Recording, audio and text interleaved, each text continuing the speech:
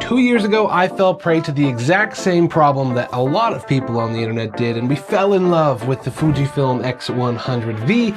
And to be honest, I way overpaid for that camera, maybe like you did. And then, well, I lost it. So I'm gonna tell you guys a little bit of a story of why I purchased a different camera, didn't overpay for it, and I'm way happier with the product.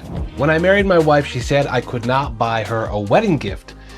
So I found a workaround and I bought us a wedding gift so that we could capture the moments of our life, like our honeymoon or our baby being born. You know, those moments in life that you just want to be more special than just capturing it on your iPhone. Finally, I promise to help you get into a Porsche 911. I'll always... You heard it here first. At the time, the Fujifilm X100V was absolutely popping off. The internet loved it. It's an incredible little camera, and its starting price was $1,400 US. Now, because Fujifilm couldn't keep up with the demand at the time, people were reselling their 4-year-old cameras for like $2,500 or some insane prices, and I guess I'm insane because I bought one. Now, this is a couple of years ago and the X106 hasn't quite launched yet, so this is all we had to work with, and I think they still have the same problem where they can't really feed the demand well enough. Another reason why I've got a great solution for you. We loved the X100V. We traveled around the world capturing some of our favorite memories from our honeymoon. Then when I got home, I took the camera on a photo shoot and lost it. Now, we really enjoyed that camera because it's user-friendly. You can get beautiful images out of it just shooting JPEG. You get all those beautiful Fujifilm pre-built presets that just look so good, and you can customize them. But now I don't have that camera anymore, and my wife doesn't have a camera that she can shoot with and just capture our memories. So I wanted to find an alternative camera that could do the same thing, but I didn't want to way overpay for another X100 series camera. And so now, with my wife and I going on another vacation, first vacation with our baby, I figured this was a great opportunity to tell you guys my favorite travel camera. This is the Fujifilm XT30 Mark II. And really what separates this from the X100V series or the 6 series is that you have interchangeable lenses. So this camera actually came out 1 year after the X100V did. So it actually has better features than the X100V. It's the exact same sensor, and you can change the lenses out. This camera came out cheaper than the X100V if you just got the camera body only. And if you wanted to get a kit lens with it, it was even still very, very cost effective. And after a bunch of research, you can get incredible lenses for this. So I'm gonna walk you guys through why I think this is the better pick for a lot of photographers, because there's tons of options for lenses and a beautiful image quality. So my wife and I, we flew to Phoenix, and this is the first time we were flying with our baby. So there was some incredible moments to be captured here. We spent a ton of time in the pool. We got to go to a baseball game, which I didn't take my camera to, unfortunately.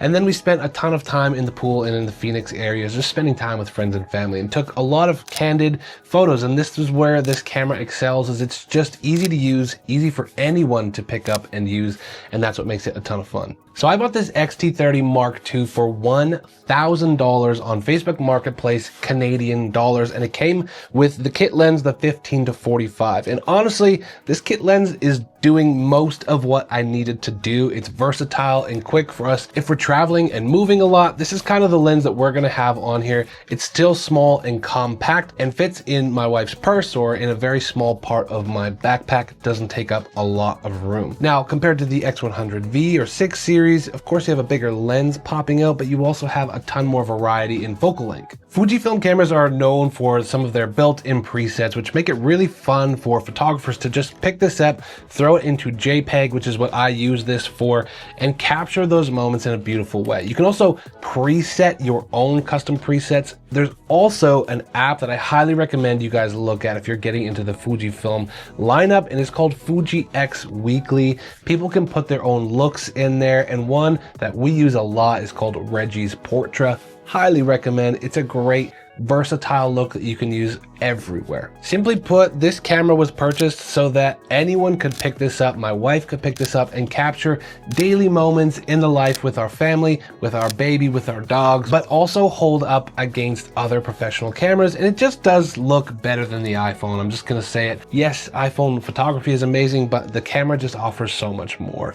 I love being able to just throw this in auto, and then from there, you're just using the dial on the top to adjust your exposure, and Bob's your uncle. You've got great photos. Does anyone have an uncle named Bob? I don't. Now, on top of being a budget-friendly camera, there are actually some pretty pro features in this. A lot of people like having an eyepiece, so you can look into that in those bright days. You've got a tilting screen. It doesn't fully articulate, but you can get at least high and low angles with that screen. It's got a ton of buttons that you can personalize to your shooting experience. It is a fantastic little camera, and the main reason that I think that this camera is better than the X100 series is, well, you can do this. You can change out your lens, and you can go from having an amateur experience to a pro experience. Before getting the X-T30 Mark II, I didn't even know how many incredible lenses were out there for the Fujifilm camera. This is an APS-C camera, so you have to be aware when you're buying lenses that you're gonna have a bit of that crop factor, but there are a ton of lenses made specifically for the Fujifilm X-mount lineup. Like I said, the kit lens does do most things and it's great for versatility, but if you want something that's a little bit better and sharper, well, that's where Viltrox comes in. These guys sent me their Pro 27mm f1.2 lens, and while it is a very beefy lens and quite big, it's honestly like double the size of the camera. This lens does make a huge difference. It's honestly actually the fastest lens that I own now, and putting it on this camera makes the image just look beautiful. It gives you that professional look that a lot of people are looking for. Viltrox sent me a couple of their lenses to showcase on this camera, so it is technically sponsored by Viltrox because they sent me these lenses, but they didn't pay me any money to tell you about them. Now, if you guys want a slimmed down version of your camera, they sent me this 28mm lens. It's autofocus and it's absolutely tiny. So when you put this onto your camera, you still have that really slimmed down street photography style camera that's going to rival the same look and slim form factor of the X100 series.